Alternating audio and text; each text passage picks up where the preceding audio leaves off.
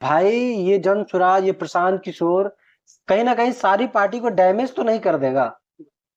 बिल्कुल। तो तलमला जाती है, चुनाव आने के साथ ही वह बाहर रहती है। चुनाव जब नजदीक आ जाता है तो बिहार में आकर के वो कुछ अलग करने लग। मास्क लगाकर रहती हैं तो जनता उनको पहचानती नहीं इस है। बार बोलती भी है। पुष्पम प्रिया चौधरी का शायद आप नाम जानते होंगे, जो अगले चुनाव में 243 सीट में 243 सीट से लड़ी। अभी दिन बहुत कम ही बचा हुआ है। क्या मास्टरमाइंड कुछ आपको अनुभव लग रहा है? बिल्कुल। हमको आपको लगता तो नमस्कार, प्रणाम साथियों, आपका स्वागत है हमारे इस YouTube चैनल पर। तो साथियों, इस पॉडकास्ट में बात होगा बिहार विधानसभा का। बिहार विधानसभा में बढ़ती हुई ग्राफ के साथ, घटती हुई ग्राफ के साथ जो आज चर्चा करने जा रहे हैं वह नीतीश कुमार, तेजस्वी यादव, प्रशांत किशोर, चिराग पासवान और सम्राट चौधरी के बारे में। इन सब का जब डाटा सी वोटर के रूप में निकल करके आया तो किसका ग्राफ ऊपर गया, किसका ग्राफ नीचे गया, और प्रशांत किशोर 2 साल की पदयात्रा करते हुए अपना छवि किस तरह बिहार के जनता के दिल में बनाया है, उन सब चीजों पे भी उनके कार्यकर्ता के द्वारा हम जानने का प्रयास करेंगे कि किस तरह से ये ग्राफ ऊपर गई और किस तरह से जिसका लग रहा था ग्राफ और भी ऊपर जा सकता है उसका ग्राफ माइनस में आ गया है। तो हमारे साथ अभी जुड़े हुए हैं पॉडकास्ट में करण सिंह, और करण सिंह से जानने का प्रयास करेंगे कि ये सी वोटर का क्या अहम भूमिका का रोल है जो कि प्रशांत किशोर का ग्राफ इतनी तेजी से बढ़ रही है। तो बताइए करण जी। धन्यवाद कुंदन भाई। ग्राफ ऊपर नीचे होते रहता है, इसकी महत्वता नहीं है, लेकिन वो ग्राफ दिखाता क्या है ये जरूर हमारे आपके जैसे लोग जो इन चीजों को समझते हैं थोड़ा बहुत 1-2%, उनके लिए कुछ चीजें महत्वपूर्ण हो जाती हैं। जो आप जिस सर्वे की बात कर रहे हैं, सी वोटर का सर्वे, उसमें अगर सबसे तेज किसी का ग्राफ बढ़ रहा है तो वो प्रशांत जी हैं। और प्रशांत जी का ग्राफ कोई ऐसा नहीं बढ़ रहा है कि वो तुरंत आए और सीधे ग्राफ बढ़ रहा है।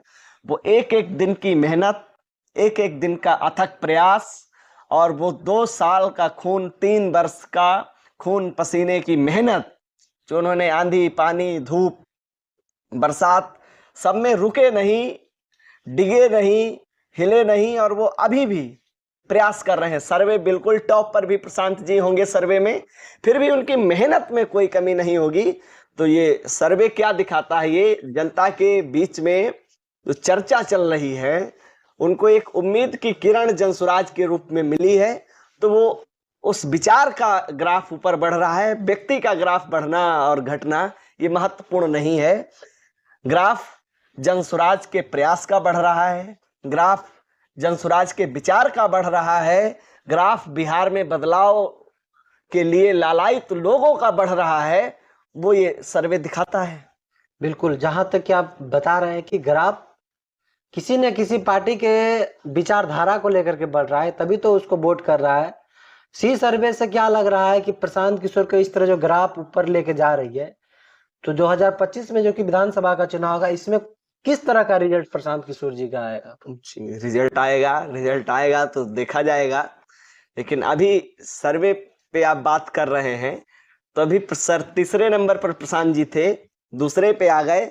और मैं आपके चैनल के माध्यम से लोगों को आश्वस्त कर देना चाहता हूं, 3-4 महीना रुकिए, ये सर्वे जो दूसरे नंबर पर है ये इतने टॉप पर होंगे कि कोई सब मिलकर के छू नहीं पाएगा। इसके लिए बिल्कुल निश्चिंत रहिए। प्रयास अभी शुरू हुआ है। चुनाव के मद्देनजर, चुनाव को देखते हुए जनसुराज ने अभी बड़ा प्रयास करना शुरू किया है। अभी उसकी शुरुआत 20 मई को होगी, उसका बिगुल फूंका जाएगा। फिर आप देखिएगा कि सर्वे डेली सर्वे उलट पलट होगा, उसमें किसी चिंता की विषय नहीं है। नीतीश कुमार जी का सर्वे, जबकि ये ऐसी सर्वे हुआ था, नीतीश कुमार का ग्राफ बहुत तेजी से नीचे है, मतलब माइनस में भी उसका है। तेजस्वी यादव का भी माइनस में है। क्यों माइनस में हो रहा है? इसका प्लस पॉइंट अगर प्रशांत किशोर का ले रहे, प्लस पॉइंट इन लोग का माइनस। तेजस्वी यादव तो 20 साल से सत्ता में भी नहीं, फिर भी उसका माइनस क्यों हो रहा है? नीतीश कुमार का भी माइनस क्यों हो रहा है? और सम्राट चौधरी का तो भैया तो कोई आते पता नहीं है। वो मैं बताऊं, माइनस किसी का नहीं हो रहा है। माइनस उसका हो रहा है जिन्होंने बिहार को लूटा है। जिन्होंने बिहार को इतना बदहाल बना दिया है। अब जनता इनको वोट करना छोड़िए, देखना नहीं पसंद कर रही, इसलिए सर्वे में भी माइनस जा रहे हैं। तो इस जिसका बढ़ना चाहिए बढ़ भी रहा है। लग रहा है कि प्रशांत किशोर इस बार कुछ खेला करने अरे वाला है। भैया, खेला प्रशांत जी खेला ही करते हैं, और खेला करने के लिए ही देश दुनिया उनको जानती है। आरजेडी के नेता लोग बोल रहे हैं कि ये नचनिया है, पैसा लेकर के किधर सट्टा कर सकता है। अच्छा, उसको क्या क्या आप संदेश देना चाह रहे हैं? अरे भैया, उनके ऊपर कुछ बोलना ही नहीं है। उनकी मानसिकता यही लूट खसूट वाली है। उनकी मानसिकता जाति उन्माद से बाहर नहीं निकल सकती है। तो उनके ऊपर कुछ बोलना, मुझे लगता है कि हम लोगों का समय खराब नहीं करेंगे। जितना उन पर बोलेंगे उतना अपने लिए काम कर लेंगे। बिहार की जनता को उतना समझाएंगे, उनसे अनुनय भी नहीं करेंगे कि भैया, जिन्होंने आपको लूटा है, जिन्होंने इस बिहार को इतना बदहाल बना दिया, अब उनको वोट नहीं करना है। इतना काम अगर हम जनता के लिए करेंगे तो हम वो अच्छा होगा, जनता के लिए बढ़िया होगा। उन पर कोई टीका टिप्पणी नहीं। मतलब जो भी है जनता को लेकर के है। और ये प्रयास जो चल रहा है प्रशांत किशोर का, भी तो उद्घोष यात्रा चल रहा है। अब उसके बाद उद्घोष यात्रा के बाद प्रशांत किशोर का क्या जो होगा मास्टरमाइंड, वो अप्लाई करेंगे। बहुत चुनावी रणनीति, चुनावी दिन बहुत कम ही बचा हुआ है। क्या मास्टरमाइंड कुछ आपको अनुभव लग रहा है? बिल्कुल, हमको आपको लगता है कि चुनावी दिन कम बचा है। प्रशांत जी की जो कार्यशैली है, उसके लिए 6 महीना 5 महीना चुनाव के लड़ने के लिए बहुत पर्याप्त समय है। 100 दिन का समय बहुत पर्याप्त है बिहार को बिल्कुल ठोक देने के लिए, बजा देने के लिए। और वो चुनावी दृष्टिकोण से वो प्रयास होगा जिसका सीधे वोट परसेंटेज पर असर पड़ेगा। तो प्लान अभी यही है कि सर, बिहार बदलाव यात्रा पर निकलेंगे। बिहार में बदलाव की बात करने वाले, बदलाव चाहने वाले लोगों की संख्या आज सबसे ज्यादा है। जनसुराज किसी जाति की बात नहीं करता है, किसी धर्म विशेष, संप्रदाय विशेष की बात नहीं करता है। जनसुराज की विचारधारा में, जनसुराज की प्रस्तावना में मानवता है। तो मानवता से बढ़कर तो कोई, मुझे लगता है, धर्म है नहीं इस धरती पर। मानवता से बढ़कर कोई जाति है नहीं। तो मानवता के लिए काम करना, लोगों के लिए बेहतरी के लिए काम करना, बिहार बेहतर होना चाहिए। मास्टरमाइंड प्लान यही है और उसको जनता समझ रही है। बिल्कुल।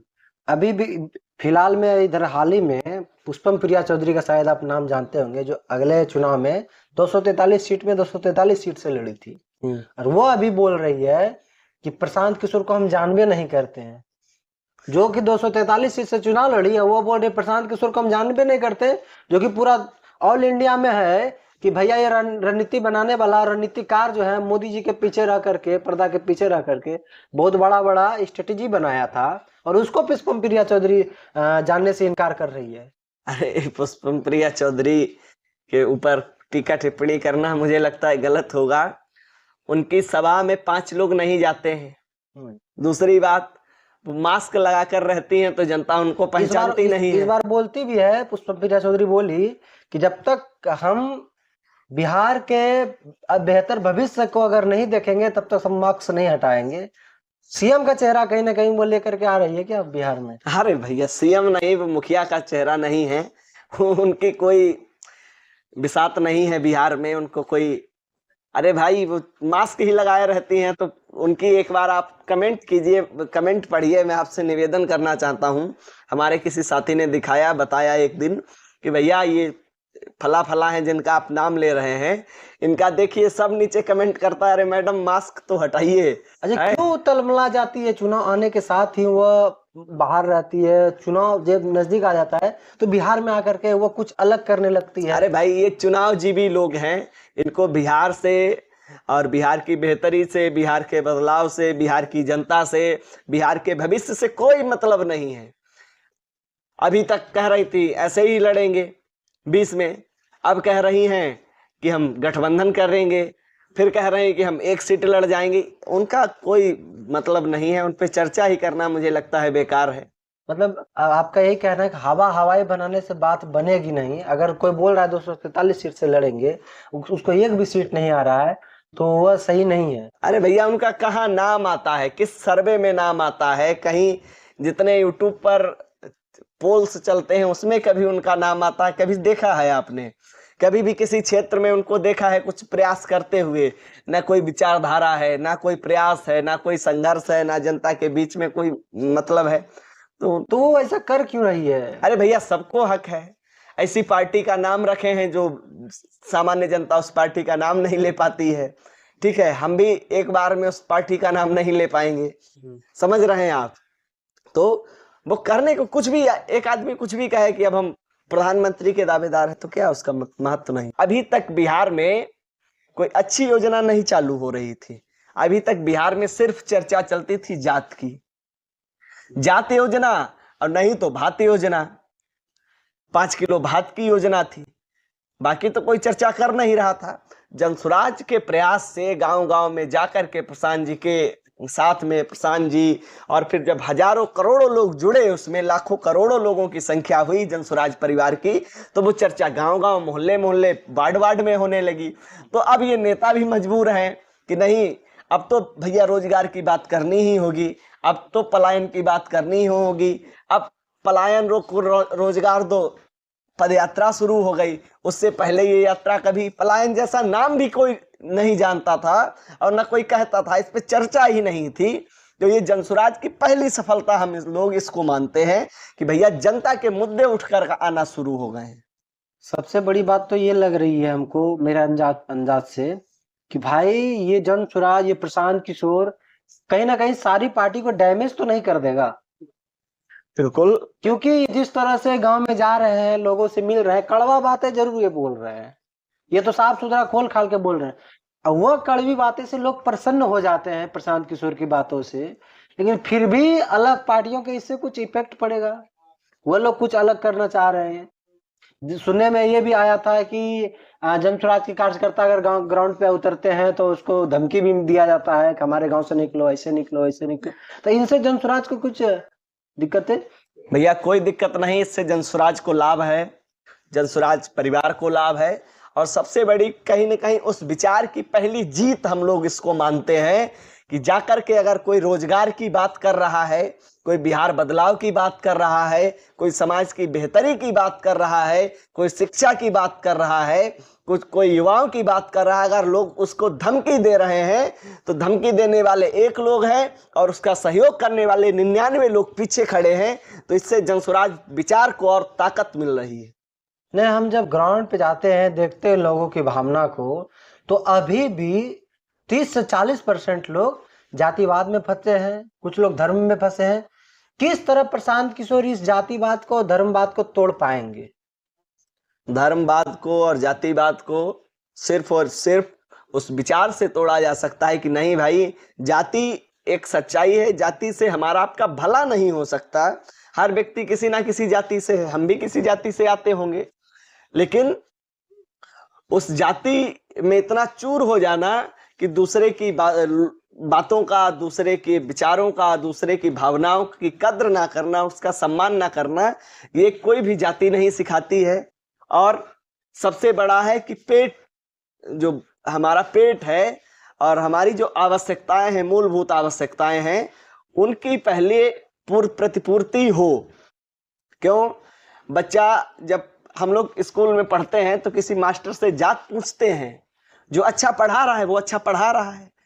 दवाई लेते हैं किसी डॉक्टर से तो क्या पूछते हैं कि किस जात के हो? नहीं, बिल्कुल। जब बीमार हो जाते हैं तो खून अगर किसी से मांगना है तो वो किसी भी जात का हो तो भैया लाओ, ब्लड ग्रुप मिलना चाहिए, ब्लड ग्रुप मिलना चाहिए, चढ़ा दो। तो हमारा ब्लड ग्रुप है लोगों का विचार, बिहार में बदलाव का विचार, मानवता का विचार मिल रहा है, वो लोग जुड़ रहे हैं, जाति का प्रश्न ही नहीं है। तो जाति तोड़ना नहीं है, जाति को जोड़ना है।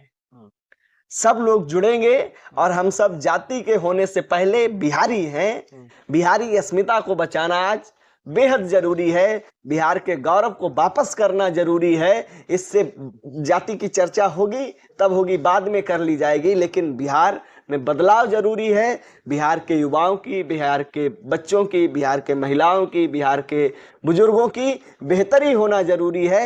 ये सबसे पहले, जाति की चर्चा हम लोग बाद में करें। बिल्कुल।